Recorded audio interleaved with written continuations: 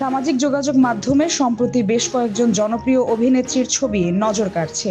এসব ছবির বিশেষ দিক হলো কারো গালে, কারো হাতে কিংবা শরীরের অন্য অংশে লেখা বিভিন্ন সংখ্যা। ৯, ২৪, ৭২, ১০০০, ৯৯ এই ধরনের সংখ্যাগুলো নিয়ে আলোচনা চলছে অনলাইনে। অনেকে জানতে চাইছেন সংখ্যাগুলোর পেছনে আসল বার্তাটা কি। ২৫ নভেম্বর অভিনেত্রী নুসরাত ইমরোজ তিশা প্রথম নিজের গালে লেখা ৯ সংখ্যা সম্বলিত একটি ছবি ফেসবুকে শেয়ার করেন। ক্যাপশনে তিনি লেখেন, সংখ্যা নয়, এটি আমাদের গল্পের অংশ। তোমার সংখ্যাটা কি? আওয়াজ তোলো। তিনি ব্যাখ্যা করেন, কোনো নারীর বিরুদ্ধে করা প্রতিটি অনাকাঙ্ক্ষিত মন্তব্য, আঘাত ও অপমান অনেক সময় একটি ক্ষুদ্র সংখ্যার মধ্যেই লুকিয়ে থাকে। তাই এসব সংখ্যা শেয়ার করে ডিজিটাল সহিংসতার বিরুদ্ধে অবস্থান নিতেই এই উদ্যোগ। তিশার পোস্টের পর একে একে আরও অনেকে যুক্ত হন। আসনা হাবিব ভাবনা নিজের গালে লিখেছেন ৯৯।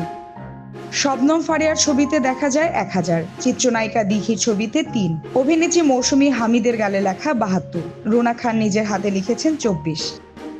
মৌসুমী হামিদ তার পোস্টে লেখেন, লোকজন বলতো এড়িয়ে যাও, কিন্তু মন্তব্যগুলো বেড়েই গেছে। প্রতিটি সংখ্যা আমার অভিজ্ঞতার এক একটি অধ্যায়। এসব আমরা সবাই মিলে বলি, থামো। অন্যদিকে অভিনেত্রী রুনা খান জানান, আজকেই আমি ২৪টি হয়রানিমূলক মন্তব্য পেয়েছি।